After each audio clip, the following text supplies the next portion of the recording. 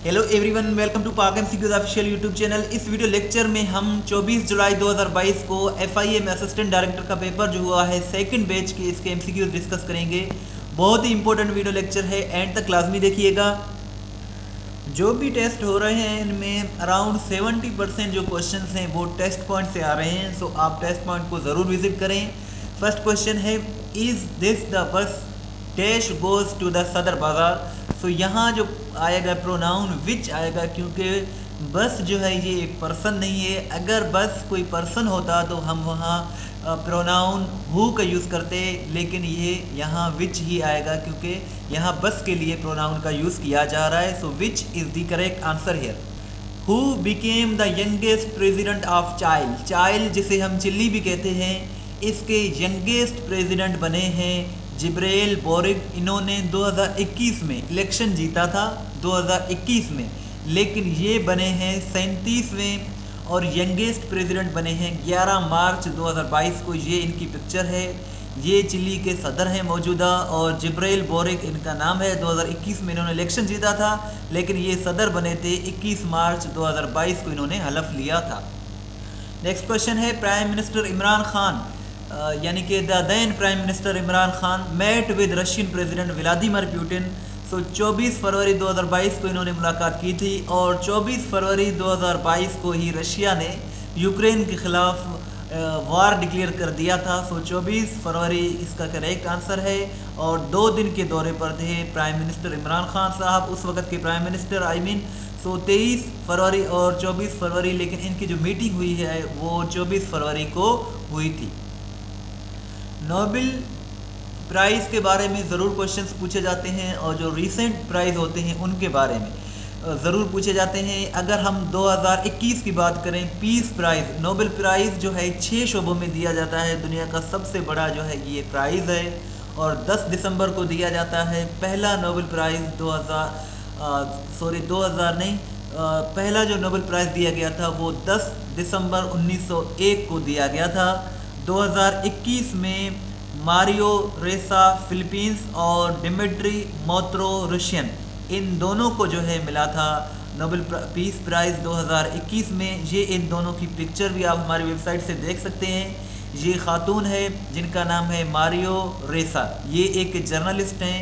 और डिमिट्रे मोरातो जो हैं ये रशिया से ताल्लुक़ रखते हैं। इन दोनों को जॉइंटली दिया गया नोबेल जो है पीस प्राइज़। सो आप इन दोनों के बारे में ज़रूर याद रखें। और नोबेल प्राइज़ के बारे में जो भी क्वेश्चंस हैं, फ़िज़िक्स में किसको दिया गया, मेडिसिन में किसको दिया गया, और जो भी हैं पीस प्राइज़, इन सब के बारे में आपको हमारी वेबसाइट से डिटेल के साथ मिल जाएंगे। आप ज़रूर विज़िट करके देखें। वो is the current prime minister of Afghanistan. Afghanistan के जो करंट प्राइम मिनिस्टर हैं वो मुल्ला मोहम्मद हसन अखूंद हैं। ये इनकी पिक्चर भी आप देख सकते हैं। Who was the negotiator with Taliban negotiator. So Taliban की जानिब से जो नेगोशिएट करने वाले थे यूएसए के साथ, वो थे मुल्ला अब्दुल गनी। लेकिन जो यूएसए की तरफ से तालिबान के साथ करने वाले थे वो थे ज़ल्मे खलीज़ाद, लेकिन मुल्ला अब्दुल गनी जो थे वो यूएसए की तरफ से, वो तालिबान की तरफ से यूएसए के साथ मुज़ाकरात कर रहे थे। इसराइल ने अपनी जो है एम्बेसी वो यूएई में, यूनाइटेड अरब एमिरेट्स में ओपन की थी। कब? जनवरी 2021 को। अगर एग्जैक्ट डेट पूछा जाए तो 24 जनवरी 2021 इसका करेक्ट आंसर है। What is meant by equinox. Equinox का मतलब है equal duration of day and night, यानी कि डे एंड नाइट जो है ये बराबर हो जाए, इनका जो ड्यूरेशन बराबर हो जाए तो उससे इक्विनॉक्स कहा जाता है। और इसके बारे में क्वेश्चन पूछे जाते हैं अक्सर। एक ईडियम है to make amend for. To make amend for is an idiom which means to compensate for damage. अगर आपने किसी का डैमेज कर दिया है, किसी का नुकसान कर दिया है, तो आप उस नुकसान का अदाला करना चाहते हैं, कंपनसेट करना चाहते हैं, मवाजना जो है देना कर रहे हैं, तो उधर हम लगाएंगे, यूज़ करेंगे टू मेक अमेंड फॉर। इसका मतलब होता है कफ़ारा, उर्दू में इसका कह सकते हैं आप। इसका मतलब है कि कफ़ारा अदा करना, कंपनसेट जो है मुआवजा देना, यानी कि नुकसान के लिए आप वो नुकसान दे रहे हैं तो उसे आप टू मेक अमेंड फॉर वहाँ यूज़ कर सकते हैं। The population of a town increased from 175,000 to 262,500 in a decade. The average percentage increase in population per year is 5%. 5% इसका करेक्ट आंसर है जी। आप इसका डिटेल भी आप देख सकते हैं। Which countries are founding members of ECO? So Iran, Turkey और पाकिस्तान, ये तीनों जो हैं ECO के मेंबर्स हैं। अगर हम ECO की बात करें तो इसका हेडक्वार्टर जो है वो तेहरान में है। इसको 1985 में इस्टेब्लिश किया गया था। टोटल मेंबर जो हैं UN सिक्योरिटी काउंसिल के वो 15 हैं और इसमें 10 जो है नॉन परमानेंट हैं जो हर 2 साल के बाद चेंज होते हैं, लेकिन 5 ऐसी कंट्रीज़ हैं जो कि परमानेंट हैं जो वीटो पावर भी रखते हैं, जिसमें USA भी शामिल है, फ्रांस भी शामिल है, चाइना भी शामिल है और जर्मनी भी शामिल है। तो 5 कंट्रीज़ हैं, इसमें 5 परमानेंट मेंबर्स हैं और रशिया भी इसमें शामिल है। और सबसे ज़्यादा वीटो पावर का यूज़ जो किया है यूनाइटेड नेशंस की सिक्योरिटी काउंसिल में वो भी रशिया है। सो इसके 5 मेंबर्स परमानेंट हैं, 10 जो है नॉन परमानेंट हैं जो कि हर 2 साल के बाद चेंज होते हैं।